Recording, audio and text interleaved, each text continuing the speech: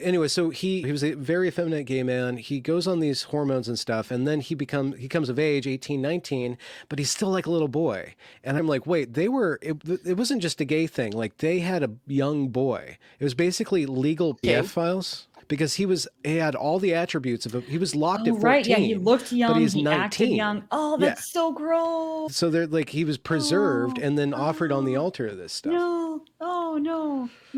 Would you like to know more? Hello, everyone. It is so wonderful to have you with us here again today. We have a very special guest with us today, Benjamin Boyce. His YouTube channel has one of the highest overlaps of subscribers with ours. And if you watch it, it would be immediately obvious why. He does lots of very high thought, high intellect, intellectually dissonant interviews. Yeah. But what's interesting is I can get a trickle of what you think in your perspective from the interviews, but I'd love to have an interview that's like the you interview, what you think on things. So I'm excited to at least be one of the people who's doing this. And one of the projects you've been working on recently that I think would be a really great start to this is, I guess I call it like the Detransition project, which is lots of interviews with people who are well-known voices in the detransition community. I'd love it if you could just get started with what got you thinking about this and where you see things changing within that community over the past year or so. Can I answer that question by asking you guys a question? Of course. Like, when did you become cognizant or invested in what we call the culture war in its current iteration? Wow. God, that's a good question. Honestly, not at all until they started firing at us. It's very interesting. So I would have considered myself. Is this about Spankgate? So just like two or 3 weeks ago? Before Spankgate. It was the beginning of the pronatalist stuff. Really, as soon as we started getting public attention, you're forced to pick a side these days. And at first, both sides were yelling at us. But the one side, when we'd sit down and try to talk with them, they could have a lucid conversation. And then the other side, there just wasn't really a conversation. It was just concede and submit to our world perspective. Okay. I'm actually going to say it's earlier than that. It's when we got involved in education reform in the state of Pennsylvania. And the mere idea that we were critical of the legacy education system meant that we were going to be Republicans. Just like, period. Of course, you're a Republican because you don't think public school is perfect and in need of more money. And therefore, obviously. Yeah. So what year are we talking about? At least 2019. Yeah. 2019. Okay. So that's pretty late. I would say we were like firmly centrists. And then when we were younger, we were full out like quite progressive Democrats, I would say. Yeah, blue pills. Yeah. Do you guys have any remembrances, or you might be too young, of Gamergate? Oh my God, of course. But when Gamergate was happening, like I was well on the side of the Gamergate. Like I was like, okay, this whole Five Guys situation is ridiculous. This is clearly a breach of journalistic integrity. But I think back then there was still a believable disconnect between the Tumblrina army, the Tumblr And the internet regime. and the cloud agendas and all of this insanity and the real mainstream Democratic Party. Like, I didn't think that those people had any direct connection on the type of policy that would be implemented by a Hillary Clinton government. Yeah. That changed pretty dramatically over time. Now, what's your memory of Bernie Sanders, the 2016 lead up? I hate communists. I never liked Bernie. So my favorite progressive story but about not Bernie, commie. Yeah. That's interesting. Okay, so you're already the red pill is already leaking into your worldview. No, I loved who was the other guy, the old guy who was the anti-Bernie, who seemed really cool. Ron Paul? Ralph Nader. Ron Paul. I really liked Ron Paul. Ron Paul seems like a righteous libertarian bros were really so like in the early political dissonant days, I was Ron Paul count, not Bernie camp. One of my favorite things about Bernie, and this is like one of my favorite stories about him, because to me it represents who he is, and I think he truly is. Both him and Ron Paul, I think, show themselves really honestly in the public sphere. And it was when he was a kid, younger than us, like in his late 20s, I think, is he went to a commune and they kicked him out because all he would do is stand up in like the common room and give speeches every day. And I was like, this man has not changed over the past 50 years. And so he is honest about who he is. It's just, I think, a malicious element in society, or malignant element in society. But what about you? Were you with Ron Paul, Bernie? So I went to this college, hyper progressive college. I didn't know that it was going to be hyper progressive. It was just down the street from where I was living, and it was really cheap, state school. I was older, I hadn't gone to college, so I got the Pell Grant, and it was just like basically free college for 4 years. So I could Nice. pause my life and concentrate on what I wanted to concentrate on, which is what I ended up calling narrative arts. Like, what is the function of narrative? How do you build it? How is it deconstructed? What are the different ways to arrange, rearrange, and derive meaning from it?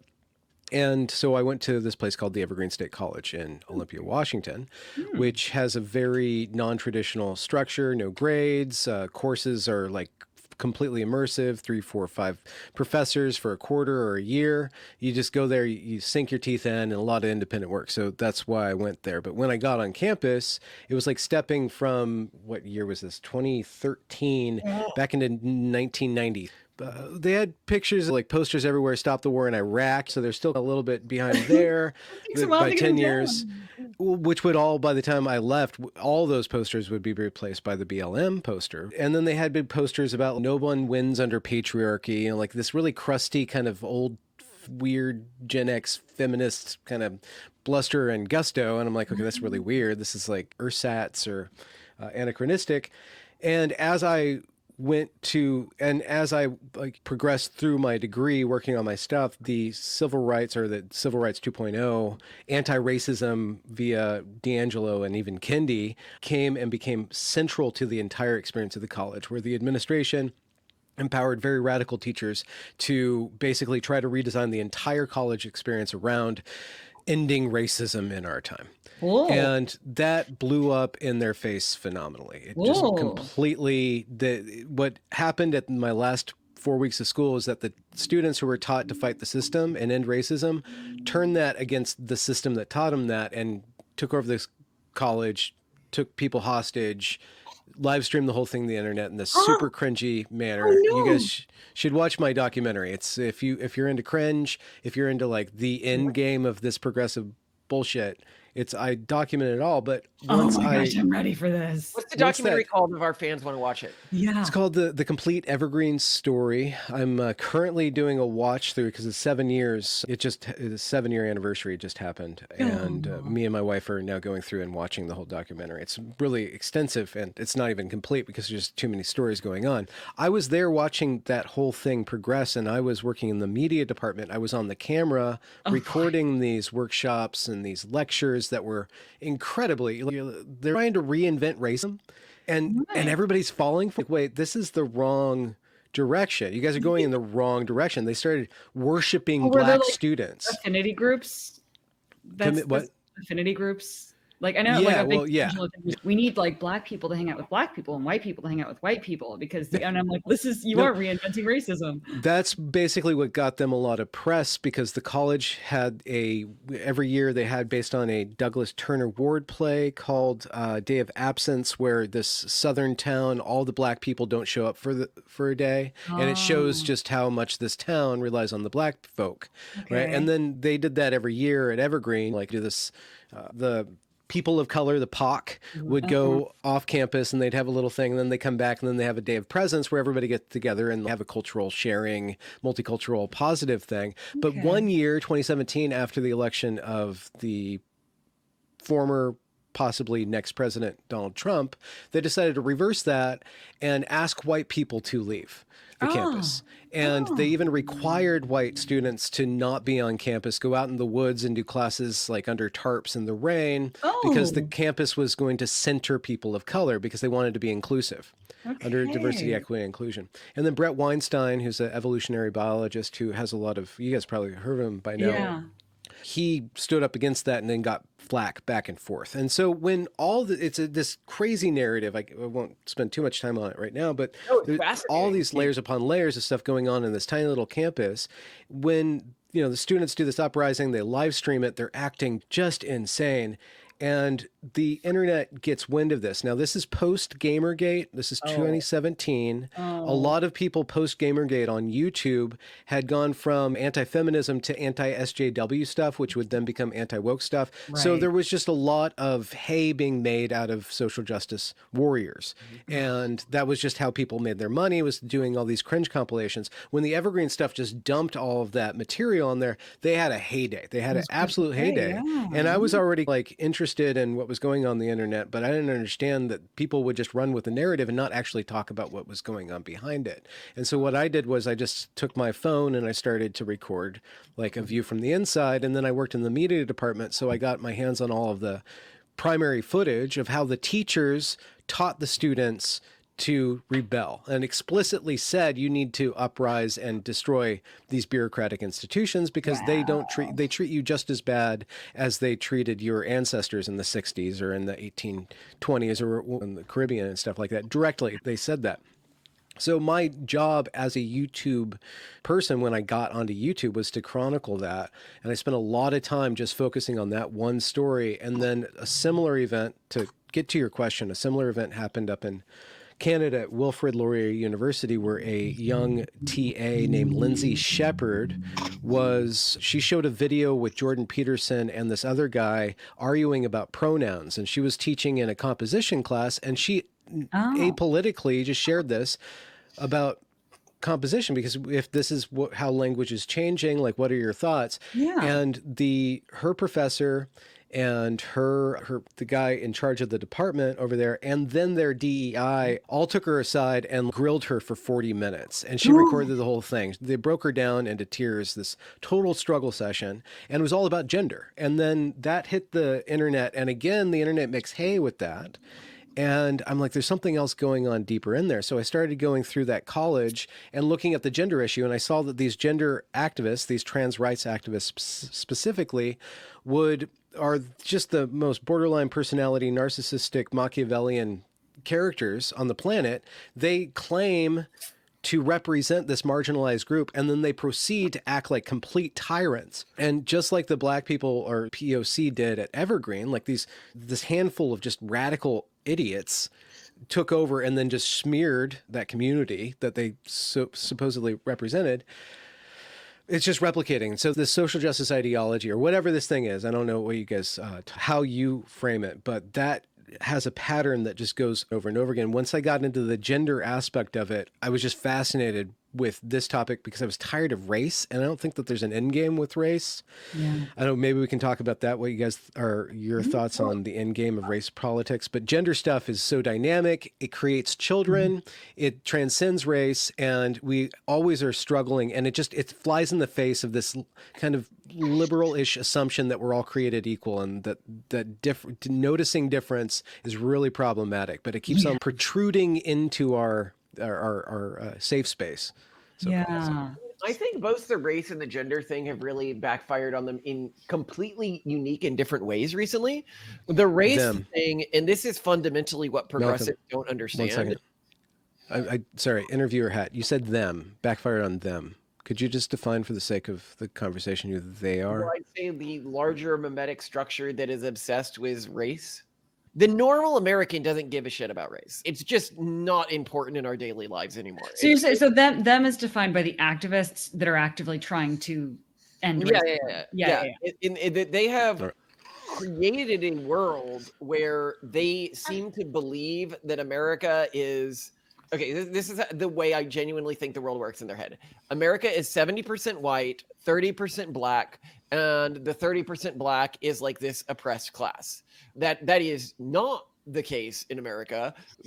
For example, Hispanic population is about twice as large as the black population. They cashed in all of their Hispanic chips by over-indexing on the black population in a way that completely marginalized the Asian and Hispanic population in this country, which are both fairly significant voting blocks. And then they went even further by going this whole anti-Semitic route recently, which has the Jewish population in this country, even if they're not a big voting bloc, they do have a lot of institutional power and wealth. And so that was astronomically stupid of them. And so I think that this sort of it's one of the things I often look at when I'm looking at like media representation. Is media representation. If you want to talk about who's not being represented, it's Hispanic people. Like white people, we get like less than we probably should, but low numbers when I'm talking about like percentage of the population. Yeah. Black people, like they seem to believe that Black people represent all minority groups and that all minority groups like and identify with Black people. And that's just not true. Yeah. One of the things I point out is that in the LA riots, the communities that were hurt the most were the most recent immigrants because they had moved in right next to the Black community.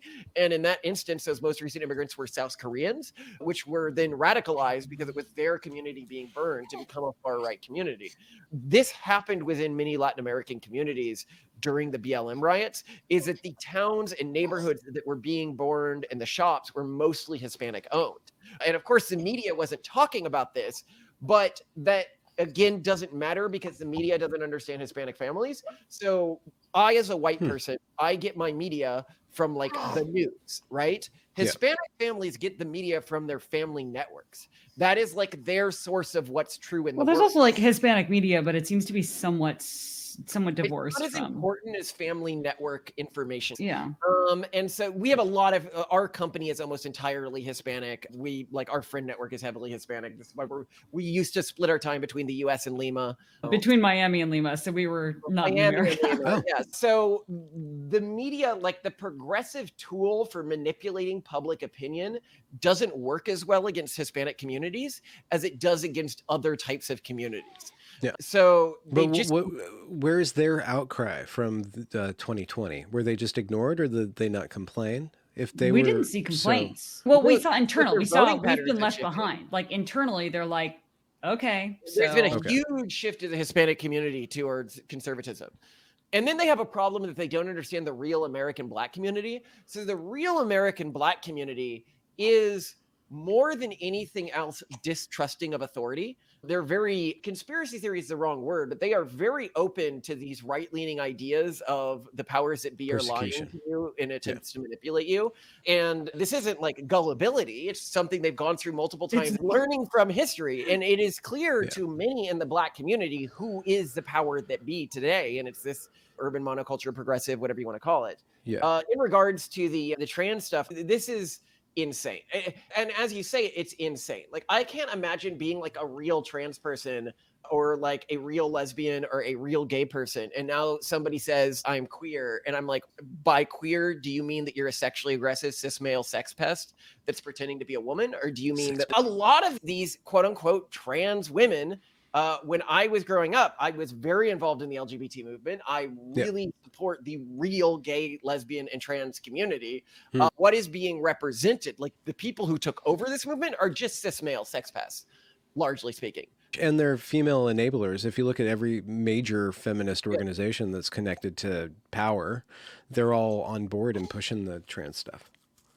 Hardcore. Yeah, I read like a virus through many lesbian communities and ended up one of the most interesting. I was listening to, and I'd love to hear your anecdotes around this.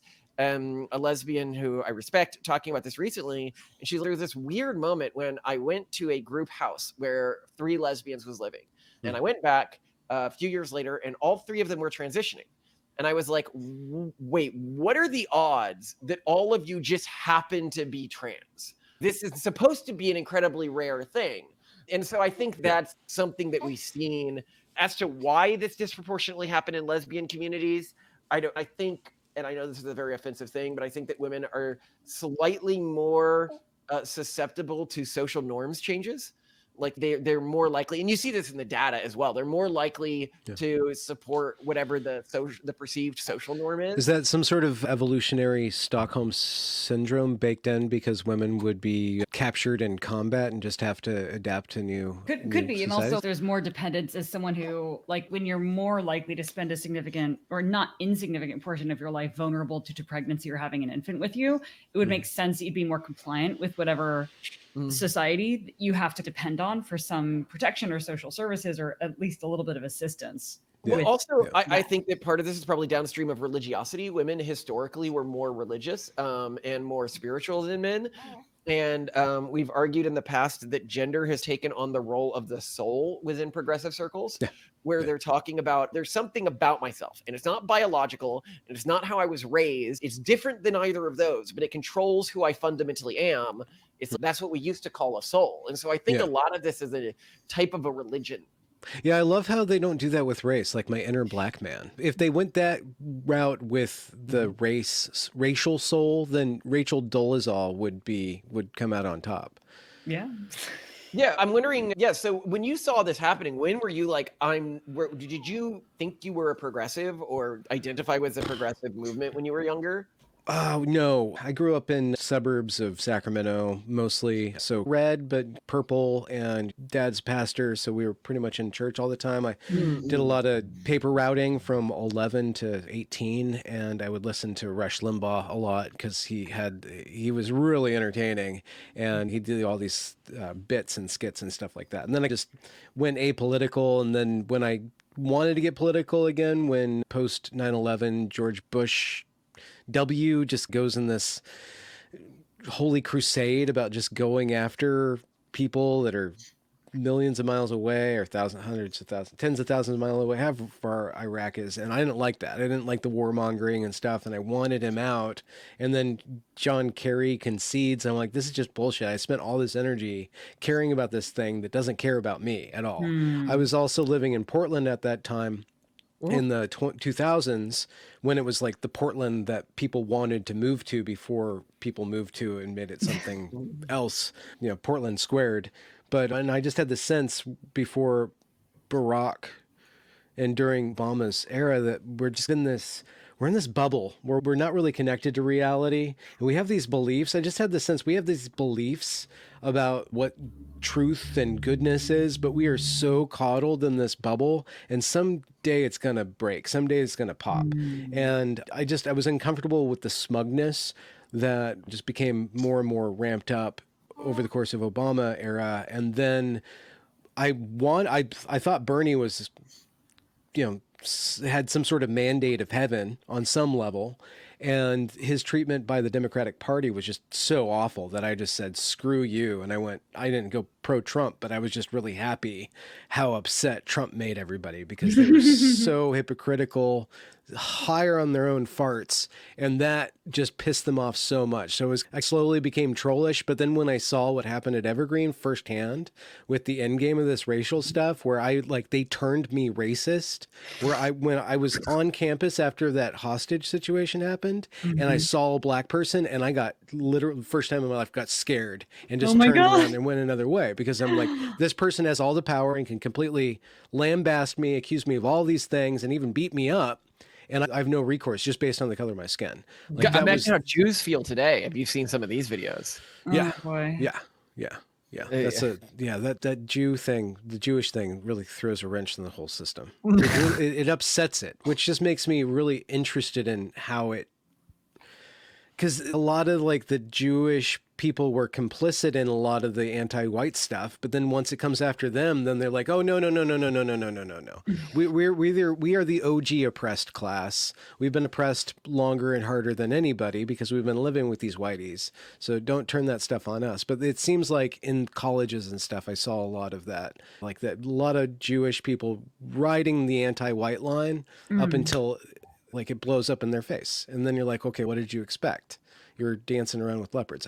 This sounds like I might be a little, I don't know how it sounds. No, I think the problem we have is the conservative Jews and the Orthodox Jews never went along with the progressive bullshit. No. It was always the Reform Jews.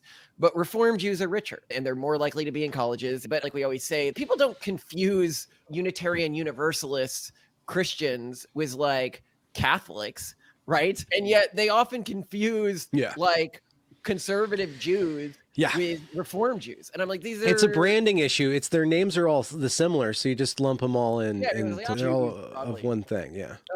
But the Reformed Jewish movement basically has no fertility rate. They're going to be gone soon. They're basically just a malignancy which is affecting this one generation of Jews. Malcolm, I have to inspect this idea because you put a lot of stock into fertility rates, being drivers of the meme complexes and stuff, or these meme complexes are not.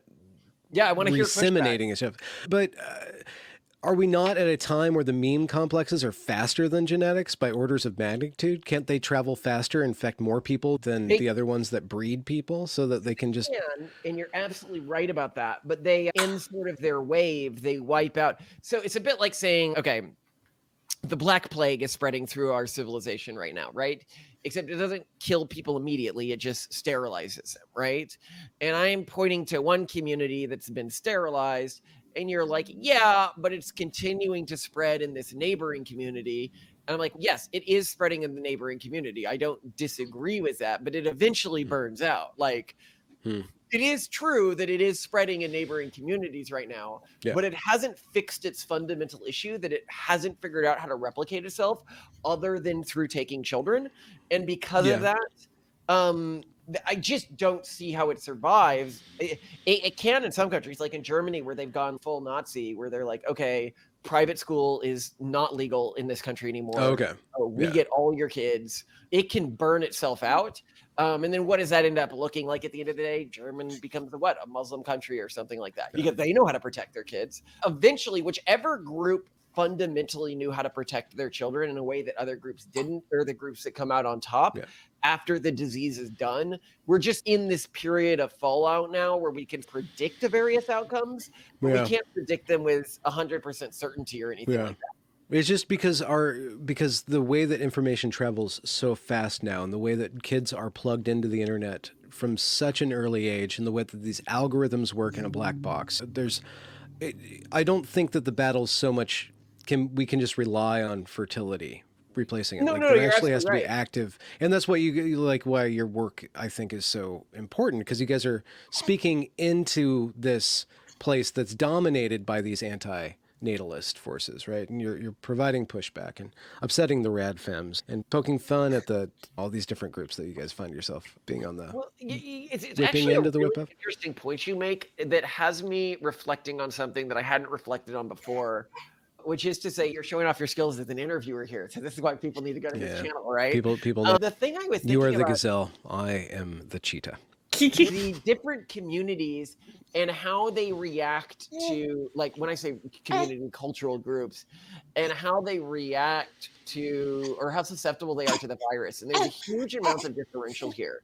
So conservative Jewish communities seem to be uniquely good at preserving their community values without going crazy. They seem to have almost a complete immunity to these intellectual viruses in a way that doesn't cause them to radicalize. As to why, I think it's because Jews are predominantly an urban cultural group. We did a video recently, something like 89% of Jews or 98% of Jews live in urban centers. Can I just interview what do you mean by radicalized? Can you specify what you mean by that? So a weird thing that happens to some communities when they're hit by the urban monoculture is the iteration of them that is resistant to it or survives the interaction becomes like crazy radical. So I think this is what happened to Protestant communities in the late 90s, early 2000s, is that they were hit by the urban monoculture, and their reaction to it was to become the form of evangelical that fits into popular culture today. But this sort of radicalization in response to contact seems to burn itself out. That iteration, that evangelical Protestant, doesn't really exist in huge numbers anymore, or not in a way that's actively engaging in the cultural conversation. If you look at listen to conservative commentators, they are predominantly of Catholic or Jewish heritage. You're looking at like a Ben Shapiro or whatever, or Bill O'Reilly. Oh yeah, Bill O'Reilly. Yeah, I'm pretty sure Bill O'Reilly was Catholic. He also wrote crime novels. But the question is, again, okay, why Catholics? Why did they not go crazy? They went a little crazy in response to this, and their fertility rates have fallen more than other groups, but they seem to have a little bit more resistance to deep penetration. And again, it's because they're a predominantly urban cultural group. Catholics mostly settled in urban environments. So they're already adapted to, what is the special sauce in the urban? We're adapted to the proto version of this mimetic virus. Which would be old school multiculturalism, like being able to coexist with a bunch of different kinds of groups. And then seamlessly integrate through commerce, basically. If you live in a city, you have to learn culturally how to prevent your kids from being deconverted in an environment where you're a minority. And the Protestant groups just never needed to pick up that skill. And so when this sort of virus like swept across the country, like the Black Plague or something, it just completely decimated their communities and turned them woke like super fast. And then they began to put up what we call the colonizer flag based on a part of our Discord, which is the triangle flag. We call that the colonizer flag. Yeah. And then the other faction of that same group that you're talking about broke Trump, broke MAGA, and became the blunt of the regime or the monoculture's jokes and fears and a lot of the riling up. Like they are the enemy. If those who didn't succeed in breaking towards progressivism are the number one outcast group. They are the ones that Biden talks about when I'm going to unite us together to destroy this one group in our country, these MAGA, ultra MAGA people who are going to the NASCAR, who still believe in Jesus, but the wrong Jesus, the white Jesus or whatever. So they are a very powerful group, but they are vilified inside and out by every rung of the vertically integrated messaging apparatus. Yeah. Well, and one culture that was uniquely susceptible to this, maybe even more than the Protestants, were the Mormons. The Mormons just were destroyed deconversion rate wise within their culture. And your theory is that because they were so isolated within a very specific chunk of time, 50 years in American history, they took a break they were disconnected from the path of American culture for a certain amount of time, and then it caught up with them? No, so the Mormons were destroyed for a somewhat unique reason. So Mormons were both isolated. They lived in mostly Mormon communities for a long time. But then in addition to that, the Mormon community became hyper fixated on trying to fit in, like be normal, not be weird. And this drive to fit in was the perfect like black pill or kink in their armor that these cultural viruses could use to infiltrate the community. Yeah. I spoke with a ex-Mormon. He's a therapist, and so he works mostly with ex-Mormons, and it was just like hearing his story about how he was really plugged into this worldview, this Mormon worldview, and then he lost faith, and he was in free fall, and it was terrifying for him. So he grabbed on to progressivism, and then he realized, like, this is just as radical and just as disconnected from reality. Yeah. But there's no going from a really tightly formed memeplex or whatever you want, like belief system or ideology, into this liberal wasteland. There's nothing to believe in. And a lot of people have to reconfigure how to believe or what is the function of belief. And progressivism is a tight or a thick belief, whereas liberalism is a loose or diaphanous belief system, like where you you bring your own, you create your own meaning. No meaning's handed to you. It's really destabilizing for the Mormon frame of mind when you're really deep into it. So I wonder if there's something there about liberalism's problematic relationship to progressivism, or how this kind of liberal, anything goes, you do you, we do us, we just understand what reality and truth is, we're all going to work on that, was so susceptible to this progressivism, which is a more thick belief or a narrow myopic belief, harder, hotter. Well, I think you're right. I think that one is a funnel that leads to the other. Like one catches you as you're falling and then funnels you towards the extremism. Can we live in a world without extremism? And do you guys, in your consciously created ideology, and I mean that in just a non-moralistic way, are you building into your children antibodies to radicalism? Oh, absolutely. Or have you played around with your ideas enough to say, okay, how could they be radicalized, and what would the end of that radicalization point be? Yeah, the radicalization of our ideas and the dangerous radicalization of our ideas would be extremist transhumanism, i.e. AI over humanity. Robo-wombs? That's par for the course for us. The extreme radicalization is the discounting of humanity altogether, which is a potential downside of what we're doing. But we protect. I disagree with Malcolm. I think radicalism is inevitable, and we have a radical religion, and a lot of people see that and criticize us for it. But the stance, you guys are already radical. Yeah, you cannot be a true religious devotee. You cannot truly live your values without being seen as a radical by mainstream society. So we have to define radicalism, but you're going to be seen as a radical if you adhere to your beliefs, and if your beliefs do not immediately track with mainstream society, which in any person's lifetime, especially now in this period of rapid cultural iteration, you're going to seem at some point like a radical if you do not change with the vicissitudes of changing culture. For example, if you just, let's say like you held the mainstream political beliefs about gender and race and everything else from 1992, you would be seen as some kind of radical today. So I think that the nice thing about being a religious radical is that you are at least radically devoted to carefully selected values and objective functions. More or less coherent system that you can... instead of just this is what's correct. And what I would say is the worst kind of radical is one that hasn't basically come to a conclusion where they can show their work. They've just chosen a random, seems to be correct answer, and then that's where they're going. And I love how you're showing your work right now. Little baby work there. She is wobbly. This is my first infant interview. There you go. Oh, we're ruining this little infant's life by putting her on camera. Yeah, someday someone will be critiquing this YouTube video and blurring her face out in their attempt to undo the evil we have done. Stole her soul before her time. It's honestly like I watch a lot of YouTube critiques of people who have babies in their videos, and always they blur out the babies, and there is this kind of I'm preserving their soul. I'm not going to be a part of this terrible machine.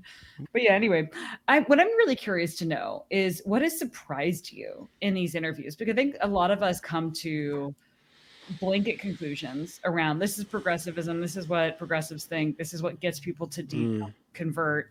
But I think that there's a lot lost in those assumptions. I'm curious. So I have about 80 interviews with detransitioners or around that topic. And detransitioners fall into a variety of different categories. So you have the male to estrogenized male to male detransitioner, and then the female to masculinized female to female detransitioner. And then you have the lesbian, or you have the straight girl, or you have the teenage girl, ROGD, rapid onset gender dysphoria, read a bunch of fanfic and was attracted to men, but like really disliked the power dynamics. So imagine herself as a gay man to enact like that, what we were talking about earlier about like the spicy straight queer stuff. And then you have males with autogynephilia, you have males with personality disorders, you have males with pornography addiction, you have very hyper effeminate gay males who don't fit into society. And if they just surrender and build on that femininity, they can just be accepted as a female, because they're never going to be accepted as a, like kind of Blair White, just as a very hyper effeminate male. You just don't really have a place in certain societies and stuff. One thing that surprises me, to directly answer your question with regard to that community, which is not a community because there's so many different people there, is just the resilience of the human soul. And the central key in the detransitioner story arc is where their soul speaks to them, or where God speaks to them and say, you're lying to yourself, stop lying to yourself. It's just such a beautiful moment. And then they look down and they realize it's usually after a very traumatic surgery that these doctors just sped them on, either an orchiectomy, penile inversion, or a mastectomy. They look down at their body and say, wait, I didn't like what I was, but this is not what I am. This is not my pet destiny or something. And you just get this glimpse that we are, for lack of a better word, and maybe poking fun at Malcolm's interview with me, we are loved. And that when we betray that which loves us, we betray ourselves. And we can't actually function in this world without that connection, that really deep belonging that is underneath all these other hierarchy of needs. And that detransitioner arc, probably similar to like an alcoholic's arc, like a lot of TV shows and movies over the last 30 years have overused the format, because it does have this, it's got this really convenient arc where somebody recognizes the truth and then apologizes, confronts their resentment, confronts their regret, and then picks up and moves on and then say, okay, I'm damaged. And everybody can see how damaged I am. Everybody can see how fucked up I am because I participated in this lie. And then it shows the lie of the system, but it's no longer a political act. It's no longer a political story. It's no longer a reformation story of the system that's just gobbling up people, this huge satanic industry that's literally sacrificing children. Like people cannot understand that our current regime is worshiping Moloch. They are sacrificing babies on the altar of this gender ideology, and nobody can see that. But if these detransitioner stories, they show They just show this is a human thing. And so bring it back to the human, and then you go to the universal. And that's what, it's not surprising. It's just beautiful to me. It's beautiful, like damaged flower. To your answer there, one episode that hasn't gone live yet, because I don't want to get too canceled, too many of these too quickly. Oh, you love it. I'll use the word boobicide so that breasticide. Pick up what I'm saying here, which is to say that it is widely known, like even the WHO has training courses and Stanford has training courses for media professionals to not talk about boobicide because it's a very addictive concept. And so whenever you have it happen publicly, they typically cover the story. Yeah, he's talking about the real one. I thought you were talking about this massive amount of mastectomies. Yeah. Okay, which is a breast also a thing. Yeah. Okay. What's really interesting is that they have created this idea for young, impressionable people where they're like, okay, you are X now, and if you don't do Y, the only alternative is boobicide. And like any previous study of this would be like, oh yeah, of course that's going to lead to a lot of kids doing it.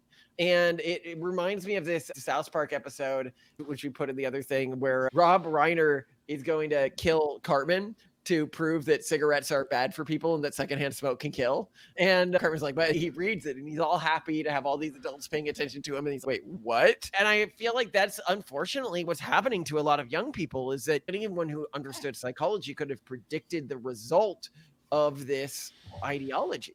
Yeah. What the hell do you think you're doing? This is the girls' bathroom. All right, I need to tell you something. I'm transgender.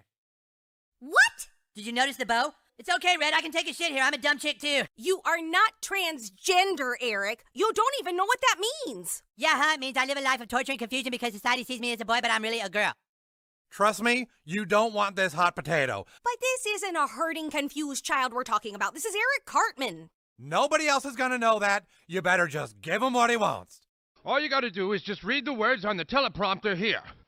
Okay. Let's see how the Transphobes deal with this. You know, some people say there's no proof that not transitioning children kills. I guess I'm the proof. By the time you see this commercial, I'll be dead. Dead? That was fantastic. What does that mean, I'll be dead? That was very good, Eric. Here, eat this cupcake. It has sprinkles. Do you know what a hero is? A hero is somebody who sacrifices himself for the good of others. You can be a hero, Eric. Jesus Christ! I was interviewing somebody I've been doing some interviews with my spiritual group and just different people's stories and stuff. And I was interviewing somebody who's deeply involved in the deep state, literally. Like they worked in Congress for years and years, under Pelosi, under all these people. And we got to the idea of the trans kid. And this person just was so on fire to protect the trans kid that I just saw in this, I just really saw like what Yarvin talks about or what other people talk about, like the global empire, like the global American empire. Like we want to eat all of your culture, and the trans kid is the one thing that can just put these women, specifically these bureaucratic women, on fire to go and, love everything about a culture except completely destroy that facet of the culture that replicates the culture, which is the cultures where culture plugs into sex, which is what we call gender. And these women want to destroy that gender thing, which allows that culture to replicate. And they think that they're like, it's so, the fire in their eyes, this crusade. And the trans kid idea, I think, is the most satanic idea, like one of the most satanic ideas of this particular century. No, I was saying it's really interesting. So contrast this idea with a kid consenting to PDA file-ness. So in one PDF case, files, like PDF the files. the Adobe. No, protocol? he's trying not to use fanboy loving. And boy loving. Be proud to be a man boy lover. This is from this was the skit that they used to do on Howard Stern, where a guy would come on here. I'm proud to be a man boy lover. Anyway, the kid sleeps with somebody who is older than them. That's bad, right? And I would say a kid shouldn't be able to consent to that. But what the result of that is a single traumatic experience.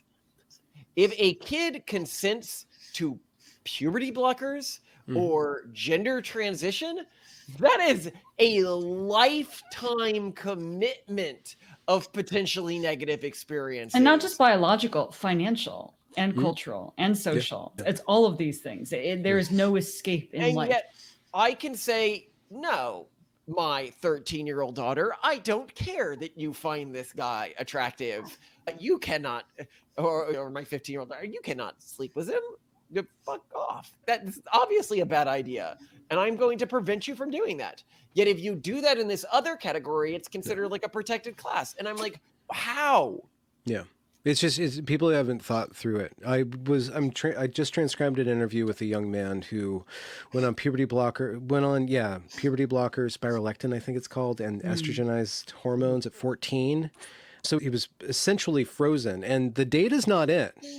But we're pretty sure that the brain has very specific windows when it develops. And if you miss those windows, it doesn't go through these development phases. So we're literally retarding brain functioning for these kids. And in animal models, it's about a 1 standard deviation decline in IQ to be on puberty blockers. Yeah. Huge. Yeah. Anyway, continue.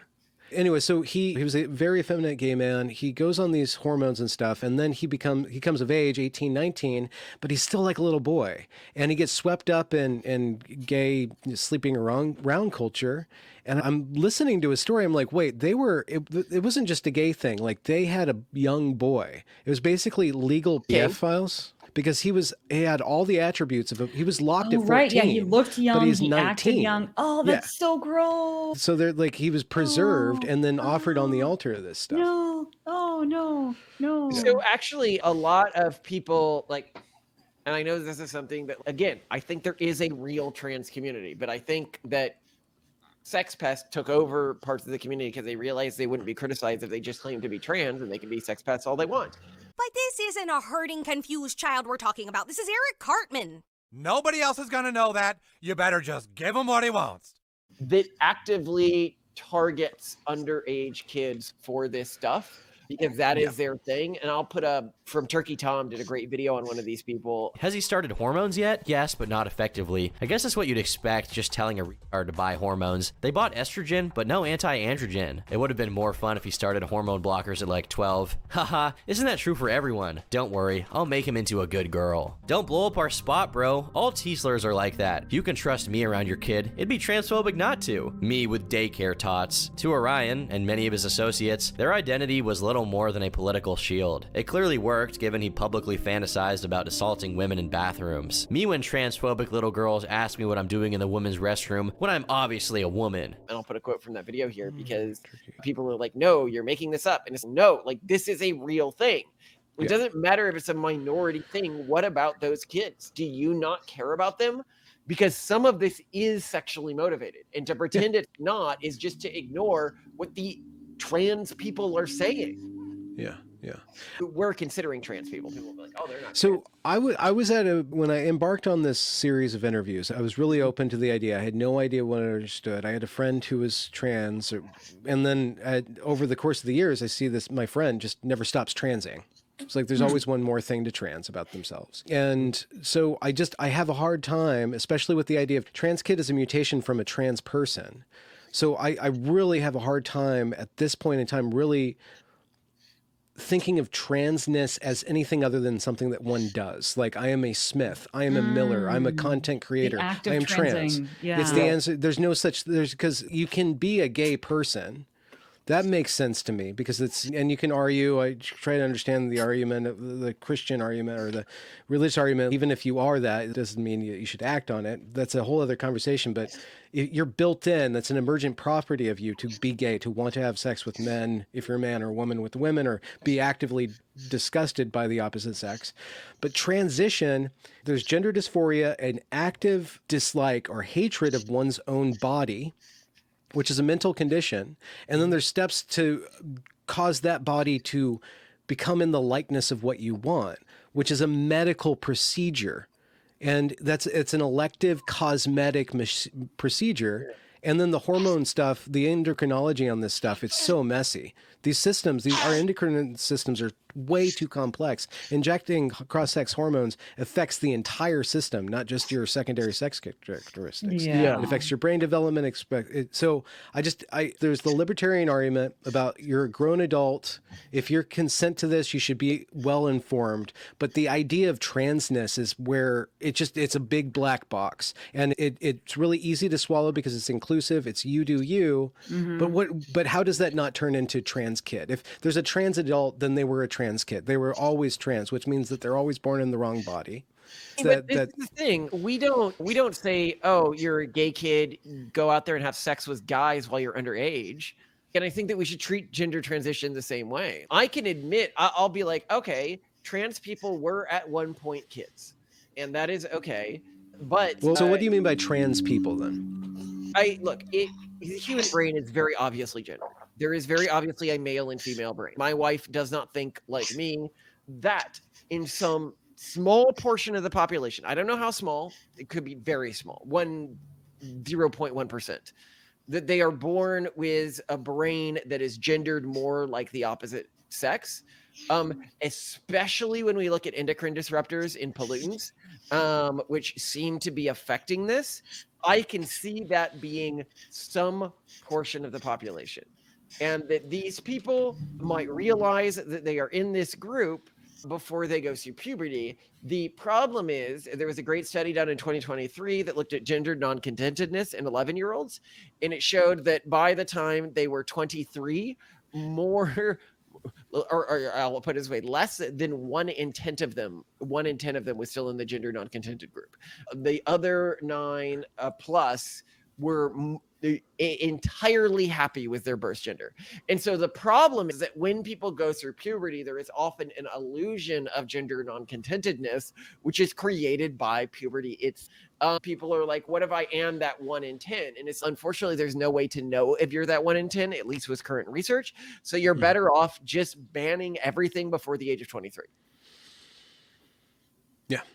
Yeah, it's hard. Yeah, it's really odd issue to talk about because it does take into account like the idea of what should other people be allowed or not allowed to do. And do I have any right? Do I want to make laws? Do I want to go in another direction on the same topic, like pornography? Do we ban pornography? Like, how do we educate around pornography? But we know that pornography is a scourge, that it's doing a lot of damage to a lot of relationships, a lot of people. It's poison, but do I want to not drink anymore? Okay. Do you just let the world eat people alive in all these different ways and let people like just give themselves over to this or that affliction and let God sort out? You're right. One of the things that always concerns me is with conservatives when they're like, we need to get these trans teachers. We can't have them talking about it in school. We got to get these trans books out of school. And because they are afraid for their kids' safety. And it's not that their kids' safety doesn't matter. Like in my state recently, this, to me, what is obviously a cis guy pretending to be trans, used that cover to attack young women and nearly killed one and had another on a kill list. So he had, Mr. Drinking. That's the real trans genocide. It's just happening in the other direction. And he wasn't able to be fully punished because people were like, at least she's trans. We can't punish her. She can go into the women's restroom and she had a woman moment. Yeah. Oh, women be crazy. Probably. It's so sexist. No, you want to talk about sexist? It's so incredibly Star Wars sexist. Acolyte. We'll end this interview soon so I can get our Star Wars Acolyte video in. Yeah. One of my favorite moments in the episode 3 was the two actually, no, Simone, I can't talk to you. Spoilers. Oh no. Okay. I watched our Star Wars Acolyte episode. We're not going to talk about scissoring on this show. No. You have to wait. Stay tuned for scissoring. Next on Based Camp. Yeah. What was I going to say about the trans people being sexist, Malcolm? Or this issue being sexist. This is there was a trans person in Pennsylvania who caused the suicide. But for a lot of these people, it's just cover to do whatever. Like it's cover for sexually aggressive cis men to do whatever they want and manipulate and brainwash a lot of. Oh yes, I remember what I was going to say. It's about targeting young people. So they're afraid that what's going to happen to these kids is that they're going to be attacked by these trans individuals. And I think that is fundamentally wrong. Like, mostly speaking, while there are a few of these cis male aggressive people who attack kids, The real risk you have is them being converted by these individuals when they're not actually trans. And so you get rid of the book, you get rid of the teacher, you haven't gotten rid of the risk to your kid.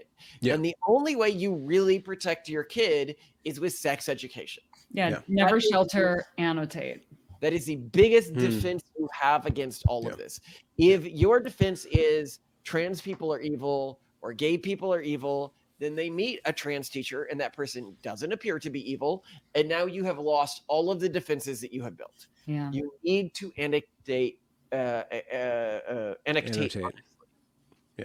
Yeah. Run toward the information. Information is the truth shall set you free. Yeah. The truth shall set you free. The truth will defend you. Malcolm, can I ask you one more question before you hastily end our delicious talk? Thank you very much for having me on. Oh, no problem. At the end of our interview, which I love, I'm going to have you back on. And Simone, I'm really looking forward to having you on. You'll have fun. You said that in millions of years. So I'm like, okay, what's your transcendent goal? What's the one thing? Because you're like, love is shit. Love is death. Love is a cul-de-sac, and it's going to end you. About the Puritan dating joke, which I saw recently. We put in our last episode. When he goes to his partner, roses are red, violets are blue, and both are useless, so grow wheat. Utilitarian, yeah, for sure. All the way down. I do on love there. No. You said something about eventually in millions of years, humanity is going to turn into God or something. I can't remember exactly how you phrased it, but you said did you have a vision of that? Have you had beliefs? Watch Gurren Lagann. We evolve beyond the person we were a minute before. Little by little, we advance a bit further with each turn. We humans used to have somebody much greater than us. For his sake alone, we'll keep on moving forward. I've staked everything on the greatness of the human spirit, too. The dreams of those who have fallen, the hopes of those who will follow. Those two sets of dreams weave together into a double helix, drilling a path towards tomorrow. Gurren Lagann is a very good representation. Oh, I'll send you a clip. He didn't have a vision. He watched anime, which is what every true host must do. You know what? Watch more anime. It was 50-50. He was going to turn into a twink or he's going to turn into a pro-natalist there you father go. of 8, and you broke fertile. No, so here's the thing. Gurren Lagann, it treats people who believe that Earth has a what's the word they use here? A population threshold or carrying capacity. And it treats them the same way Captain Planet treats polluters, as these evil boogeymen who want to suppress human potential. And a lot of people saw Gurren Lagann and they didn't realize how pro-natalist it was. And then, as if to slap them in the face and wake them up, they made a second show recently called Darling and Franks, which we have an episode about as well, which is about mechs, but they can only be piloted by a cis man and cis woman piloting them together. And the evil villains in it are the life extensionists. Not being subtle with the propaganda here. No, the propaganda of Studio Trigger is not subtle. It is free.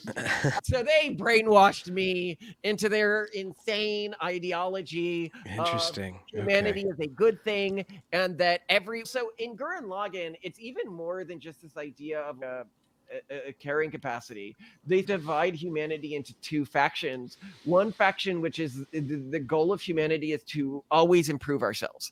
Every generation become better.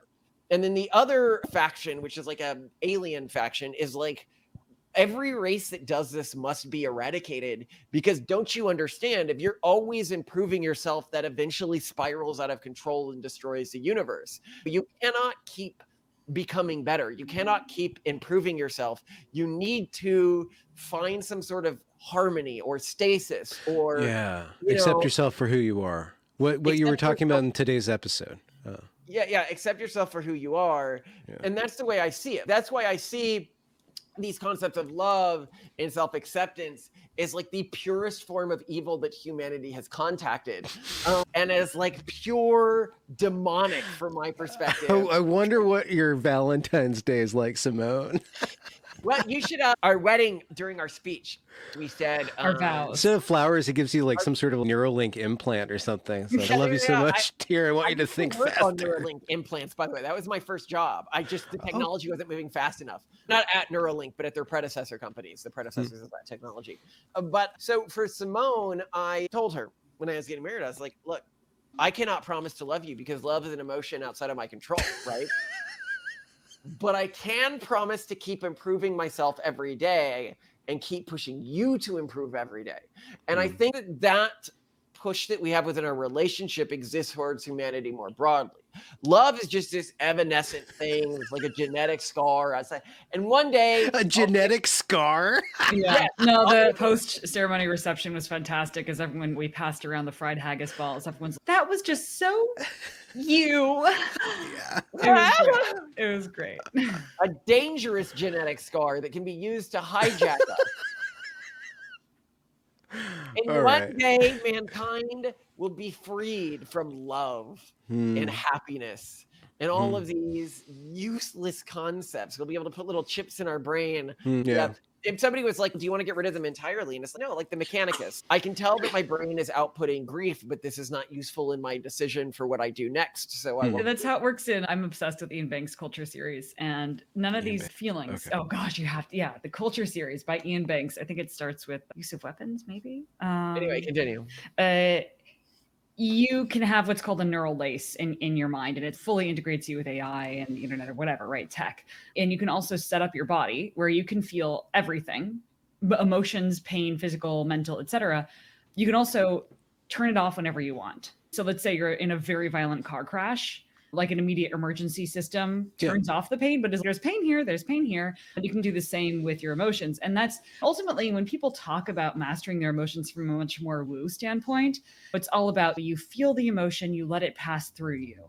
The thing is that our wetware is not that good. And so it can be really difficult to be like, I feel the pain and I let it pass through me. You're like, no, it still really hurts. And I just can only think about this thing. And then you're not functional. And really pain exists as a signal. As soon as you've got the signal and you are changing your behavior as you need to based on that signal, you should not be so distracted by that signal that you literally can't change your behavior appropriately. And so that's how it should be. We definitely respect emotions and we respect why they are there.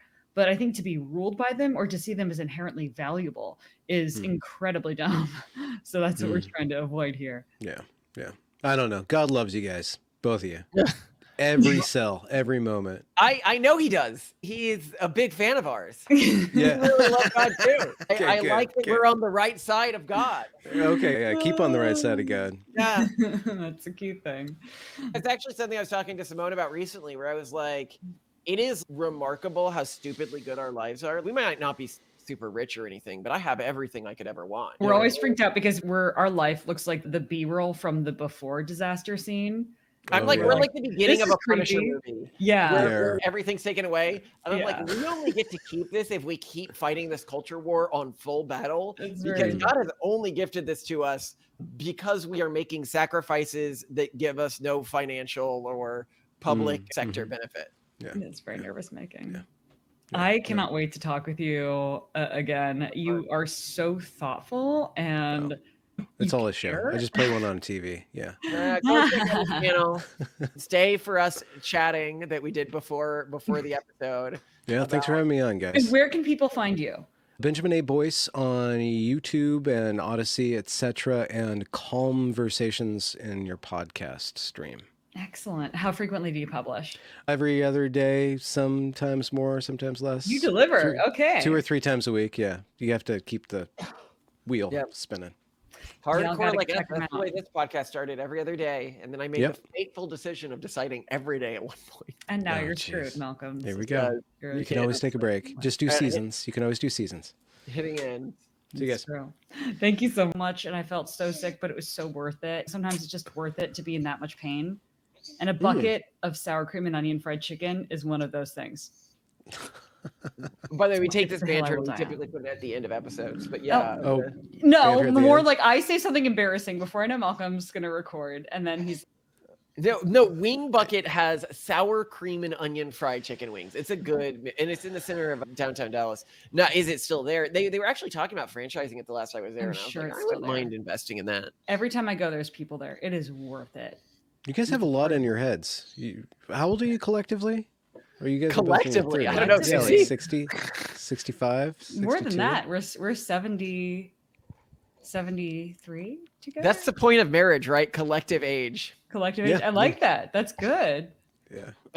Collectively. But no, I'm always thinking about, okay, what's going to be a good investment or whatever. And how many franchises have you bought into? None. None. Oh, wait, there was the one. I don't know. Did we invest in Jonathan's? Or did we just talk about it? No, we never got the opportunity. We would if he let us. Yeah. You have 5 shares in Staples or something like that. All right. No. Okay. So there's this weird phenomenon where if you are like, I'm sure you'll get to this. Have you had people offer you equity in their companies yet? No. Like you're more famous than us on YouTube, so I would figure you would have. Yeah, but you're plugged into that whole technocratic set, right? Yeah. So I guess it's the whole techno nerd thing. No, yeah, you guys are all up in that investment community. You're part of the clan. I'm trans clan. If I'm trans anything, it's trans clan. I was talking to Razib, and he's, oh yeah, that happens to me all the time. So it's definitely part of like our scene.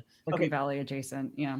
Anyway, so I'm gonna wind down here on the. No, go, flow. No, I'm gonna do the part where we're gonna start the episode, and then this gets plugged in at the end of the episode, just because you don't want random chatter during that. Because you're like the opposite of me. I just let it roll. See, that's how I am. I love when a podcast begins. I mean, Red Scare, they just begin in the middle of God knows what, and I'm here for it. I don't know how they got popular. Like, I don't get it. Like, sometimes I look at a popular podcast and I'm like, I don't get how you're a popular podcast. Because they're internet mean girls and you're sitting in their cool person room and you want to sit there with the cool girls. They're cool. They're cool. And they have a nice voice. Yeah. Pair of voices. It's very relaxing. It's low energy, but in a very relaxing way. Yeah. Kind of club girls, but they don't have a hangover, but they haven't started partying. It's like this nice little... between zone. Yeah, it's beautiful. Liminal, it's intellectual liminal space. Very calming. Yeah, like ASMR, but not gross. Really nice. Yeah, no, it is very ASMR. Yeah. Okay, I'm not actually do it now. No, do it. Yeah, do it. You're fine.